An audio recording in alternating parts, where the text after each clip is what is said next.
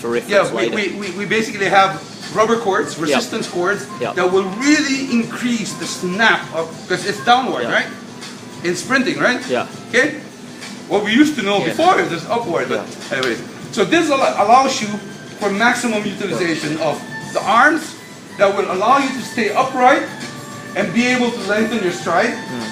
There's an early foot stride, which only says that it will be easy on the knees. Okay?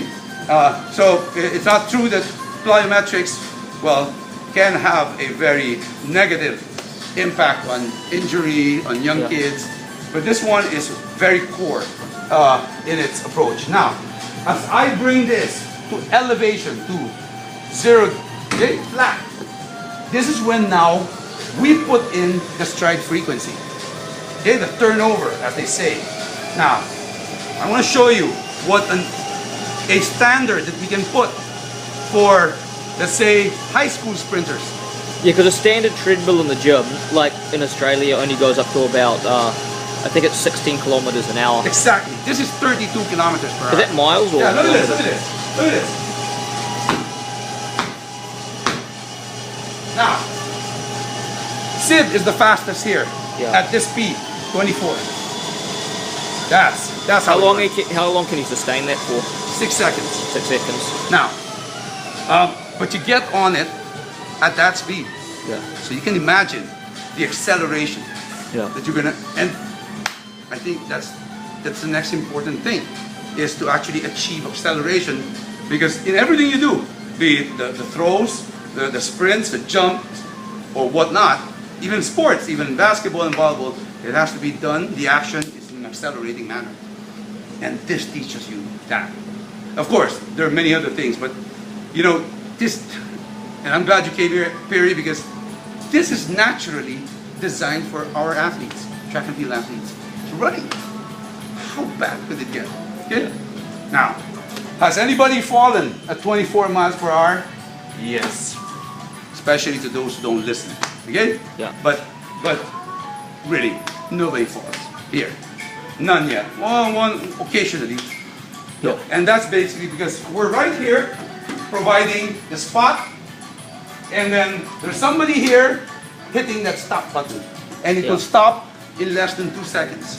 So not even enough for you to fall. You stumble, but by that time you would have held this. That's why that thing there is to grab onto if you can't cope with the speed. So this is the most special thing. I mean, a 30 mile per hour treadmill, fastest treadmill in the world. Okay, it's the highest elevation. So this is almost like similar to, patterned after how horse racing. Okay. The horses are put in a high-speed treadmill, but the difference is that the horses are taken to the high speed from a low speed. Gradually they increase it. Now, it doesn't really talk about, because the horses cannot really hold on to anything. Okay? They have to get into that rhythm right away. Whereas guys, we actually hold it, feel the speed, and then run, and let go. Okay? Now, Perry, I don't know if you'll agree with me, but you're a sprinter. Wouldn't you agree with me that at a certain velocity, whether your velocity or mine, you start losing balance? Right? Because that's where the arms start coming into play. Meaning to say, yes, the arm strength plays an important role, because you can only get to a certain frequency if your arms like, depending on the strength and flexibility of your arms. And depending on how fast your arms are swinging and how powerful. So what I'm saying here, Perry, is that you have not seen anything yet among our sprinters. When I was a young athlete, I mean, one of my competitors, he told me, when I was beginning off in athletics, one of my competitors told me the simple principle: the faster you can swing your arms, the faster your legs are going to move. That's what I was told when I was beginning off. And a guy, he was like, you know, my age, he's running 454 as a 13, 14-year-old. He told me that was like, the faster you swing your arms, the faster your legs were going to move. Well, I had the rare privilege of seeing Coach Tom Tellis of Carl Lewis teach him right there, and his point was basically, you cannot you cannot possibly go any faster with your leg turnover Yeah. if the balance of the upper body is not achieved. It's not in sync. Right. And just like, if I may, just talk about something more relevant. The last race between Usain Bolt and what's his name of this American? Tyson Gay or Justin Gatlin. Justin Gatlin. The problem of Justin towards the last, the 80th, was he actually lost. You mean the last balance. 20 meters? Yeah. He lost balance, yeah. Yeah. Because, whether that was because he saw Usain Bolt accelerating, Lost focus. right? And he lost his focus. He didn't run his race. He actually got affected. And you know that. That's the number one. Yeah. You don't run your race, you're finished.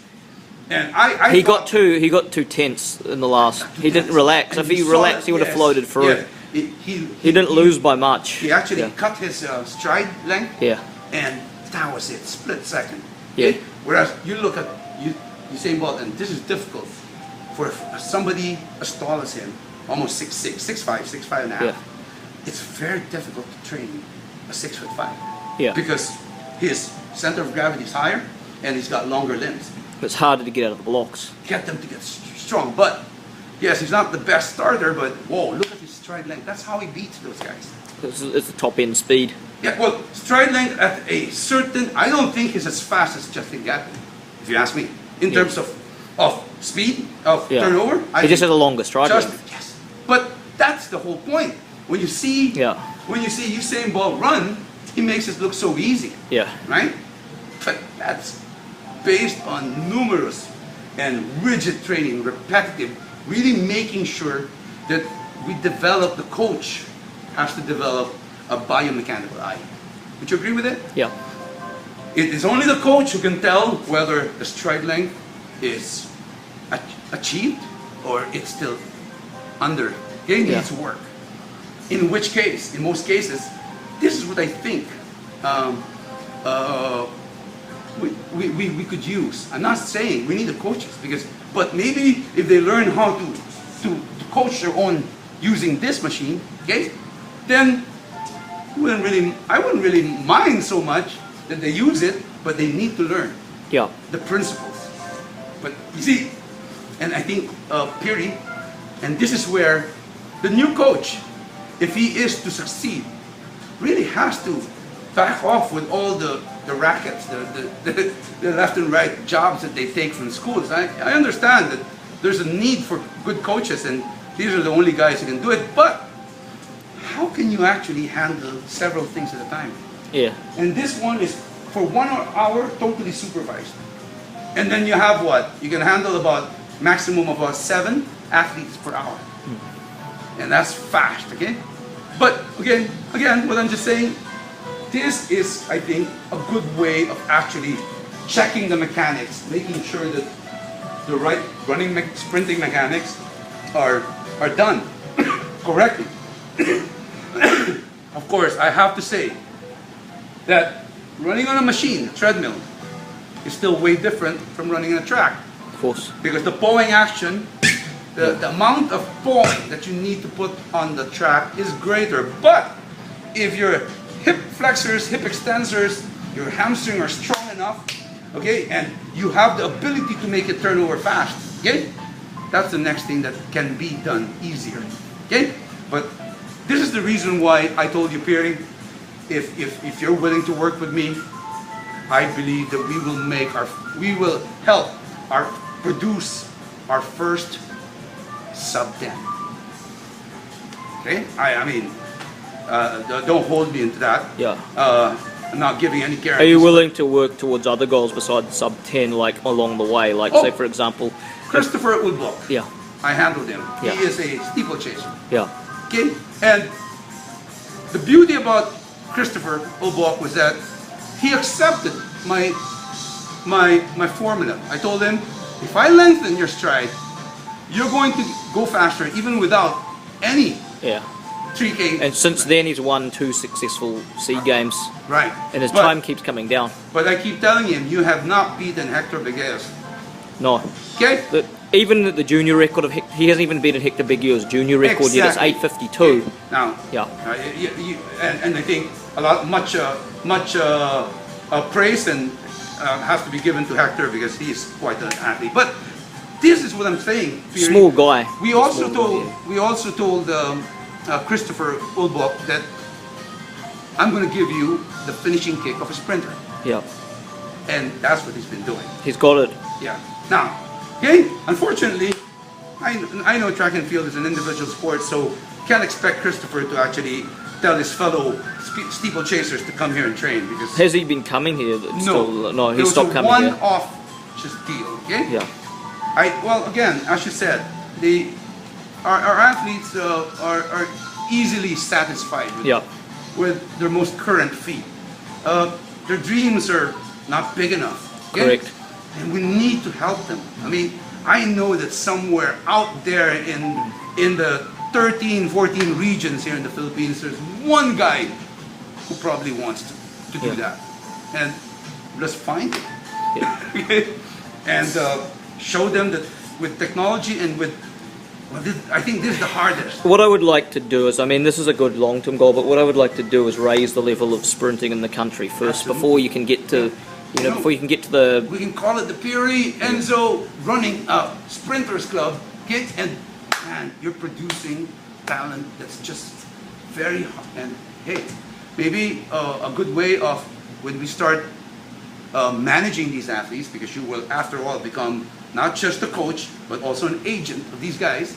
When they get to big schools, maybe we could ask them schools for a donation to keep our costs, okay? Because again, I'm not rich enough to be able to do such a humanitarian or exactly, because like I mean, you need to compensate your costs. However, what I can do for you, Peary, is that I have a lot of friends who have extra money. Yeah. And who will gladly support as long as we assure them that the money given does not get diverted. Correct. I understand that there's I'll turn this off now because I don't want some of this. What you'd see in a slimmer stuff, okay? Yeah. But it goes 300 pounds. Yeah. So partner, we're gonna hit, just do a warm up, and come on, you can do better than that. Come on. Faster and hard, come on. That's it, come on. Tuloy, pare. Tuloy. Come on. That's it. 4. Last one. Oh. That's it. Yes. Okay. A lot of people. Okay. Rest time. Down. Down. Peary. Push. That's it. Jump. Good. Jump. That's it. Come on. Jump. Good. Hold. Now. Okay? Take note. It's always like that. Your left is ahead of the right. Okay? So it's just not, I mean, something that I'm not going to worry about it, but not lose sleep about it. Okay? That in order to have speed, just two components, stride length and stride frequency combined. And when you have that, you will go faster. Now, this is basically what is very special about this treadmill is that we provide natural resistance. So it's your body weight, depending on the elevation, will determine the amount of resistance. Okay. All right. I'm going to show you how our guys get into it, but not so fast. First, it's 10 degrees. Patrick, just we can run now. So this is 6 miles, which is about 9 kilometers. Okay, so we're going to do our high knees and the high knee butt kick. Okay? Yeah. Run it back. I know what I mean. You need to go. Come on. High knees first. But then, come on, lean back. And then arms. Come on. Lean back more. Come on. Grab that knee up. Okay. Breathe in. Now. Out. Now, we do based on the protocol. Okay? So this determines, okay? This determines the number, the number of sets, speed, elevation, and then the running form. Okay? Now, we have to run like a sprinter because that's the only way you can actually keep up with running an incline. Yeah. But I'm sure that in Baguio, in our national training center there, I don't know if they do hills, okay? Hill works. I think they do. Yeah. The question is, okay, can you really train and watch their form when they're actually doing the hill. Because at a certain elevation, you tend to lean forward. And when you lean forward, your knee, your stride length gets affected. Yep. Right? So that's one of the things I learned upon when I learned this. I said I was doing it all wrong. All my hill runs wrong. Because coaches, it would be very difficult to be coaching you at every stride for the say 20, 30 meters. Okay? Yeah. So that's it. Okay? So we're gonna go a little higher. Sorry about that. No problem. A little faster now. Okay? We need to make that lighter, okay? And more in sync. The downswing of the arms causes you to lift that knee up, and then let's do that tiny butt kick, okay? Lean back, okay? I'm gonna spot you. Now, lean back, knee up, alright, arms, come on, strong arms, come on. You can reach it back, some more, that's it. Good, lean back, up. Now, with that form, there's tremendous development happening in the hip flexors, in the hip extensors, okay? In the calf muscles, okay? Upon foot strike, I will activate the hamstring, okay? Hamstring muscles, and then when we bring it up, quad. So it's a series of turning off of the contralateral or the contradictory muscles, okay? And the nice thing here, if I were a traditional track coach, I'll be screaming like crazy. Yes. You know, you're on the oval. Here, he's not moving. Yeah. And since we cannot see the way we move, or our kinesthetic movement, this is the reason why there's a mirror. Okay? So that when we say that you've done the right form, okay, there is actually instant feedback. And straight to the brain, hopefully. Okay? Just a little speed run, okay? So it goes higher, like I said. You may want to take this, okay? Now, when my biggest challenge with Run for Change is that they would train here, when they get back, none of the coaches even came just to see what's happening, except John. Yeah. Okay? And when I told John, he perfectly understood what the whole point is here. Okay? Holding lang tayo pare, holding ha. This is 30 degrees, okay? Yep. Baga lang tayo, okay? Now let's be upright, huh? Butt in, lean back, don't grasp the handlebar so hard, and drive that knee up. This is to increase stride length. Ready? Hold it, come on, knee up. Now drive it up, that's it. Nice, lighten the foot strike. Good. Out. Now, okay?